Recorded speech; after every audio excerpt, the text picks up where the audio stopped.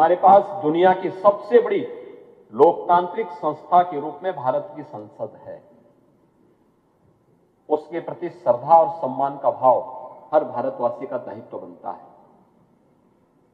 दूसरा, भारत जिसके बारे में आदरणीय प्रधानमंत्री जी बार बार कहते हैं कि भारत दुनिया की लोकतंत्र की जननी भी है।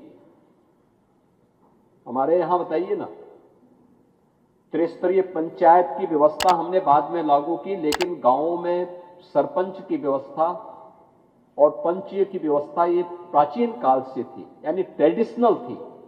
हम लोगों ने उसको अपने जीवन का हिस्सा बनाया था।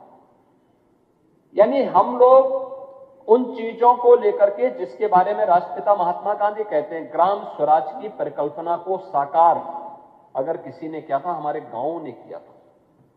और गांव कहीं का भी, उत्तर हो, दक्षिण हो, पूरब हो, पश्चिम हो, देश के अंदर रूप, रंग, वेशभूषा, खान पान अलग अलग हो सकते हैं, लेकिन उत्तर से दक्षिण तक, पूरब से पश्चिम तक पूरा भारत एक भाव और एक भंगिमा के साथ बोलता है, एक साथ सोचता है, एक साथ उसकी भावनाएं होती हैं, एक उसकी आस्था होती है। और उस आस्था को जोड़ने का आज हमारे पास सबसे सशक्त माध्यम हमारी संसद है। हमें उस संसद के प्रति उस भाव को देखते हुए उसको आदर्श के रूप में अगर हम आगे बढ़ाएंगे तो मुझे लगता है कि हमारी विधायिका और मजबूत और सशक्त होगी। मैं धन्यवाद देना चाहूंगा कि इस दौरान चर्चा परिचर्चा होने के साथ ही इस 86वें पीठासीन अधिकारियों के सम्मेलन में जो 6 महत्वपूर्ण प्रस्ताव पारित हुए वो बहुत अभिनंदनीय है। प्रधानमंत्री जी ने देशवासियों को देश की आजादी के अमृत महोत्सव वर्ष में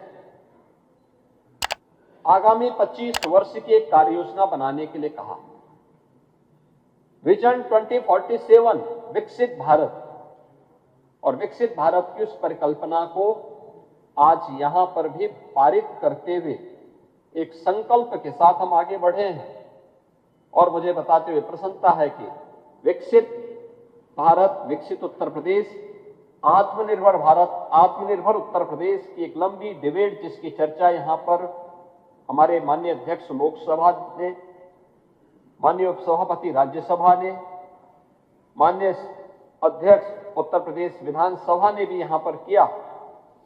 ये लगातार चर्चा हुई और मुझे बताते हुए कोई संकोच नहीं, क्या सत्ता पक्ष का हो, क्या विपक्ष का हो, 300 से अधिक माननीय सदस्यों ने 24 घंटे चलने वाली बहस का हिस्सा वे बने थे।